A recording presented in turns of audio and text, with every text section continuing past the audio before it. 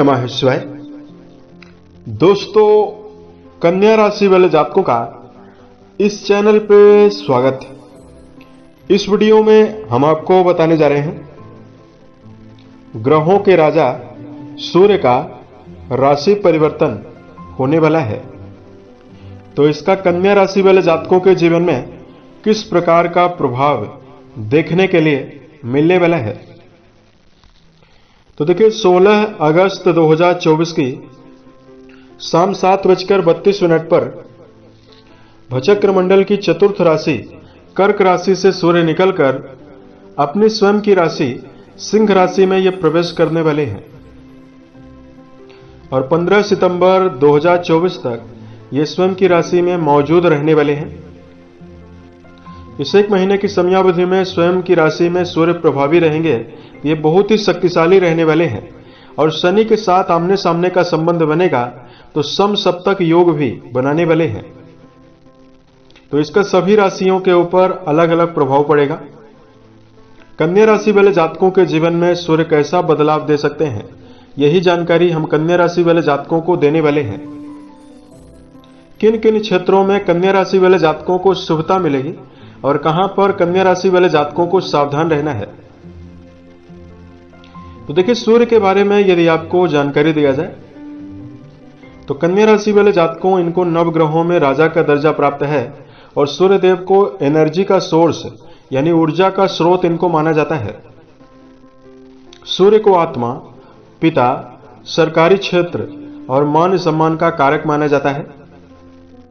उसके साथ साथ सूर्य शक्ति, अधिकार, सत्ता, सुख, गवर्नमेंट जॉब और पेट के भी कारक माने जाते हैं, यानी इन सभी चीजों पर भी इनका विशेष प्रभाव होता है। किसी भी राशि के जातक की कुंडली पर सूर्य अगर बलवान अवस्था में विराजित हो, इनके फल जो होते हैं दर्शकों बहुत ही शुभ होते हैं। तो कि सूर्यदेव अगर बलवान हो तो कई ग्रहों के खराब होने के बावजूद भी जीवन के सभी क्षेत्रों में सर्वोच्च सफलता मिलती है। बलवान सूर्य के प्रभाव से करियर में शीर्ष पर पहुंचना संभव हो पाता है। साथ में ऐसे व्यक्ति के अंदर लीडरशिप क्षमता रहती है, आकर्षण क्षमता रहती है। इसकी वजह से ऐसा व्यक्ति चाहे परिवार में हो, चाहे समाज में हो, चाहे वर्क प्लेस पर हो, कई लोगों के गिरोह को या कई लोगों के समूह को अपने अंडर में काम कराने के लिए ऐसा व्यक्ति सक्षम रहता है।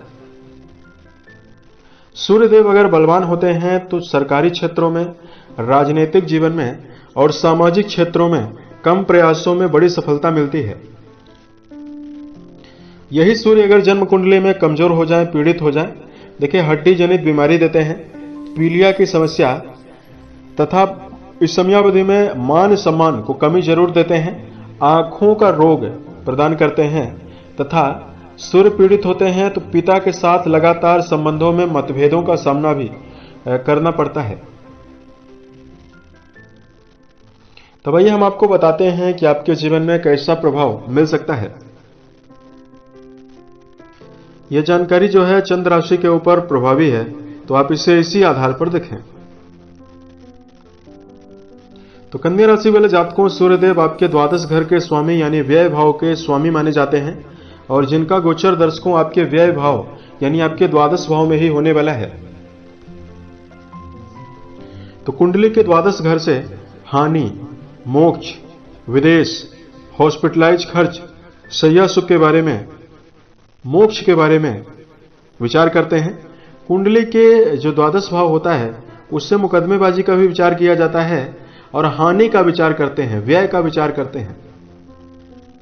तो सूर्य यहां पर मूल त्रिकोणस्थ होकर मौजूद रहेंगे तो कन्या राशि वाले जातकों को मिला जुला रिजल्ट देने जा रहे हैं। सबसे पहले तो कन्या राशि वाले जातकों, सूर्य शनि के साथ सम सप्तक योग में भी रहेंगे। तो यदि आपका कोई भी काम विदेशों से संबंधित है या विदेश में रहकर कोई भी यदि आप काम का संचालन कर रहे हैं, देखिए विदेश से संबंधित कामों में यदि आपका जुड़ाव है तो यहां पर अपार सफलता कन्या राशि वाले जातकों को मिलने जा रही है। उसके साथ साथ इस समयावधि में कन्या राशि के ऐसे जातक जो विदेश जाना चाहते हैं उनके लिए भी समय बेहतर रहेगा। कुंडली के द्वादश घर में प्रभावी रहेंगे तो इनकी सप्तम दृष्टि आपके 6th हाउस पर जाने वाली है।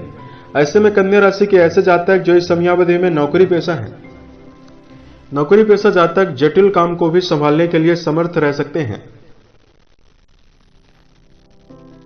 यानी कन्या राशि वाले जातक अपने विवेक के द्वारा, अपने बुद्धिमत्ता के द्वारा मुश्किल और चुनौतीपूर्वक काम को भी आसानी से करने में सफल रहने वाले हैं। उसके साथ साथ कन्या राशि वाले जातकों आपके जीवन में चूंकि द्वादश भाव में एक्टिवेट होने वाले हैं, तो निश्चित ही आपके जीवन में जो आपका धन है वो घर से बाहर के माध्यम से आने वाला है।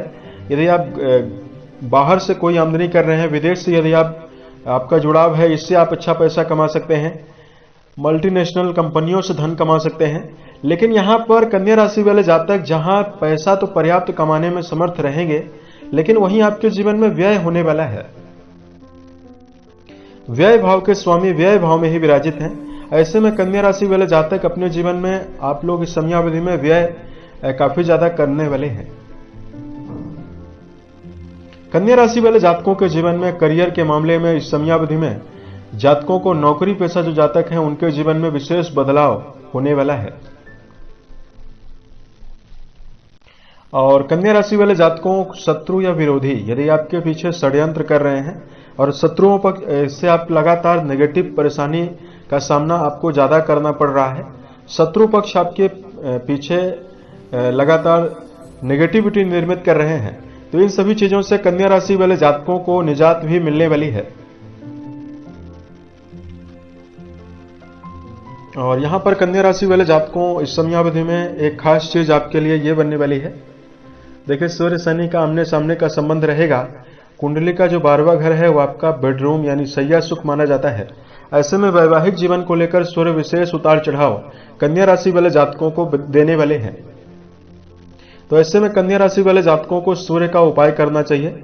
यदि आपके वैवाहिक जीवन में आप चाहते हैं कि आपकी शुभता लगातार बनी रहे और वैवाहिक उतार चढ़ाव आपको मिल भी रहा है, तो सूर्य का उपाय आप जरूर करें।